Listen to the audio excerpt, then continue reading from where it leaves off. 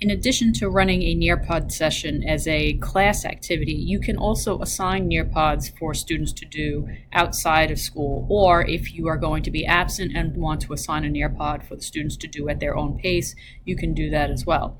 So what you're going to do is, after you log into Nearpod and you go to My Library, you're going to look for the lesson that you want to run in a student paced mode. And when you hover on the lesson, you'll see an option underneath Live Lesson that says Student Paced. So you click on Student Paced, and this will generate a different group code to join this Nearpod than the one that you would normally use for a live lesson. And you can see below here, it gives you automatically a valid time frame for when the students are going to be able to use this. By default, it's automatically set up to about 30 days.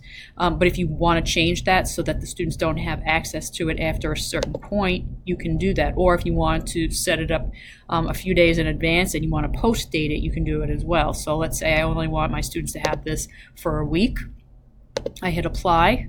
And now this is the group code that I'm going to give to my students. And you can just give this to the students in OneNote or Edmodo, however you would give information to your students. So as an example, let's pretend that I'm a student and I'm going to be going through this Nearpod. I'm just going to copy this and I'm going to go into a different browser completely.